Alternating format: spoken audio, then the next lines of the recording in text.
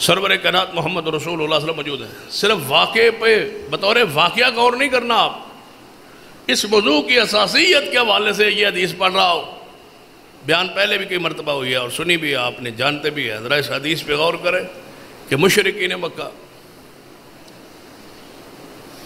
اکٹھے ہو کے محمد رسول اللہ صلی اللہ علیہ وسلم کے پاس آئے اور کہنے لگے اے محمد صلی اللہ علیہ وسلم, ہم آپ کی بات سننا چاہتے ہیں, مجلس میں آنا چاہتے ہیں, گفتگو سننا چاہتے ہیں, دلائل سننا چاہتے ہیں, آپ کے وعد و نصیحت کے لیے وقت خاص کرنا چاہتے ہیں. ہو سکتا ہے ہم سنیں اور ہم ہدایت پا جائیں, لیکن ہمارے ایک وجہ ہے کہ جب ہم آتے ہیں تو آپ کے ساتھ جو بیٹھنے والے لوگ ہیں وہ غریب ہیں, وہ مسکین ہیں, اور وہ ان کا سٹیٹس اور مقام ہمارے برابر نہیں ہے. ہم قریش اور ہم ہاشمی اور اونچے خاندان کے ہم لوگ ہیں, وہ غلام ہیں, کوئی فارس کا, کوئی کہیں کا, کوئی کہیں کا. جب ہم آئیں کوئی اعتراض نہیں, ابو بکر بیٹھا رہے, عمر بیٹھا رہے, عثمان بیٹھ رہے, یہ بیٹھے رہے, ان پر اعتراض نہیں ہے. اعتراض ہے ان چند اصحاب پر جو غلام ہیں, عام لوگ ہیں, وہ نہ بیٹھ. وہ مومن رہیں کوئی اعتراض نہیں, مسلمان رہیں کوئی اعتراض نہیں, صرف جب ہم آئیں تو وہ آپ کی مجلس سے باہر نکل جائیں تاکہ بڑے لوگ آ گئے. نبی علیہ السلام حریص تھے ایمان کے کہ دنیا ایمان لائے. اور میں اس واقعے کو, حدیث کو اس طور پہ بھی بیان کیا کرتا ہوں کہ اگر آج بھی اس دائے گزرے دور میں, اس دور میں بھی اگر کوئی بندہ, ہم کمرے میں ایک بیٹھے ہوں, کوئی محلے کا بندہ آ کے آپ سے کہے کہ اگر یہ بندے جو ہیں ان کی موجودگی میں ذرا آنا بیٹھنا پسند نہیں کرتا, اگر یہ نہ ہوں تو میں آپ کی بات بھی سنتا ہوں اور ہو سکتا ہے اللہ تعالیٰ مجھے ہدایت دے اور آپ کے مسلک اور منہج کو میں قبول کر لوں, تو آپ خود کہیں گے کہ یار ہمارے اگر اٹھنے سے یہ بندہ ٹھیک ہوتا ہے تو کوئی بات نہیں, ہم اٹھ جاتے ہیں, یہ الگ, اس کو ٹائم دے. یہ ظاہری طور پر اتنا بڑا کوئی واقعہ نہیں ہے, کوئی اتنا بڑا کام نہیں ہے. اور پھر اس شخصیت کے لیے جن کا کام ہی یہ حریص علیکم بالمومنین کہ دنیا ایمان لائے. حضور نے فرمایا ٹھیک ہے, تمہاری بات جو ہے نا قابل غور ہے, اگر تم اس طرح میری بات سنتے ہو, واز سنتے ہو, آتے ہو, بیٹھتے ہو, میری بات سنتے ہو, تمہاری ہدایت کا یہ سبب ذریعہ بنتا ہے, تو میں ان چند غریب صحابہ جو آپ کہہ رہے ہیں ذرا ان کو کہہ دوں گا کہ اس وقت نہ آیا کریں. اس میں بات تو آپ نے کی, قابل غور ہے, جرا نہیں کی, کافر نہیں کہا, منافق نہیں کہا, صرف چند وہ لمحات, وہ اوقات جس وقت مشرکین آئے, قریش آئے, ان چند صحابہ نے نہیں بیٹھا. نبی علیہ السلام نے غور کا وعدہ ہی فرما رہے ہیں. این اسی وقت سب سے جو غریب تھا عبداللہ بن ام مکتوم نبینا تھا, وہ اپنی لاٹھی پہ ٹیک لگائے, حضور کی مجلس میں داخل ہو.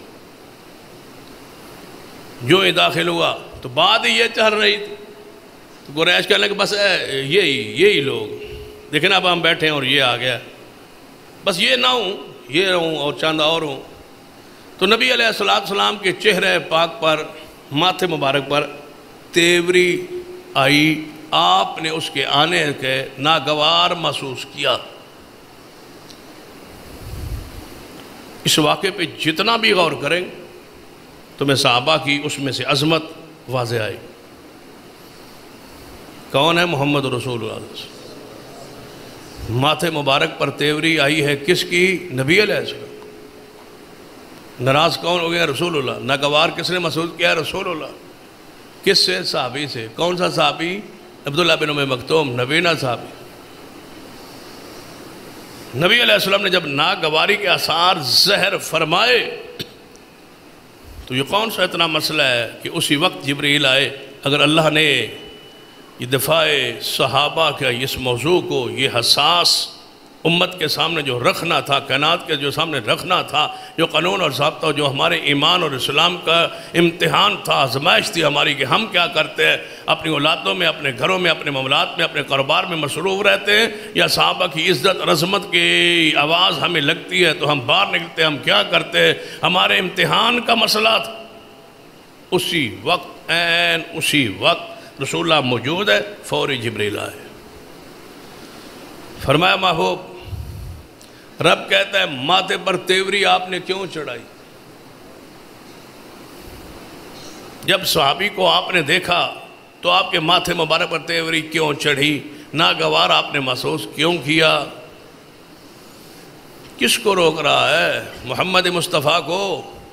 اور ہماری اور تمہاری اور دنیا کے لوگوں کی حیثیت کیا ہے؟ ان کے بارے تو ایسا آتا ہے بندہ ان کو جو کچھ کہہ سکے اور کر سکے وہ کر گزرے۔ عام آدمی اور ابو بکر عمر عثمان پر باس، یہ تو کافر بھی جرأت نہیں کرتے تھے۔ وہ کہتے ہیں کہ یہ بیٹھے رہیں بڑے بڑے، یہ نہ رہیں جو عام ہیں، جو عام صحابہ ہیں، جو غریب صحابہ ہیں، جو پردیسی صحابہ ہیں، جو مالدار نہیں ہیں، غلامی سے آئے ہیں، ان کو نہ بیٹھنے دیں۔ رب نے ان پر جرا کو برداشت نہیں کیا، رسول اللہ کو روک دیا اور تنبیہ کر دی ہے، اور ہم برداشت کریں ابو بکر عمر عثمان پر اور امی عائشہ پر۔ فرمایا محبوب ماتھے مبارک پر تیوری کیوں آئی؟ 18 آیات نازل ہوئی۔ عبس وتولی عبس وتولی ان جاءہ الاعمى وما يدريك لعله يزكى او يذكر فتنفعه الذكرى اما من استغنى فانت له تصدى وما عليك الا يزكى واما من جاءك يسعى وهو يخشى فانت عنه تلهى كلا انها تذكرة فمن شاء ذكره فی صحف مکرمۃ مرفوعۃ مطہرۃ بأیدی سفرۃ کرام بررہ۔ اے میرے محبوب نبینا صحابی آپ کے سامنے آیا، آپ کے ماتھے مبارک پر تیوری کیوں چڑھائی؟ یہ سارے قریش ایمان لائیں نہ لائیں، جہنم میں جائیں، جہاں جاتے ہیں یہ جائیں، لیکن تمہارا ادنا اور عام صحابی، ادنا عام اس لیے کہہ رہا رسول اللہ کے سامنے یہ بات ہے، ہمارے لیے تو سارے ہی اعلیٰ ہیں، عام صحابی جس کو یہ کفار مشرکین کہہ رہے ہیں، اگر ان کو دیکھ کے آپ کے ماتھے پر تیوری چڑھی ہے تو محبوب سن لیجئے ہم نے یہ برداشت نہیں کی۔ اللہ نے پوری کائنات کے سامنے رکھ دیا ہے کہ صحابہ کی گستاخی اور توہین اللہ برداشت نہیں کرتا۔ عبس وتولی ان جاءہ الاعمی، نبینا آیا ہے اور آپ کے ماتھے مبارک پر تیوری چڑھی ہے، کیوں؟ عبس وتولی ان جاءہ الاعمی، نبینا آیا ہے اور آپ کے ماتھے پاک پر تیوری چڑھی، ایسا کیوں ہوا؟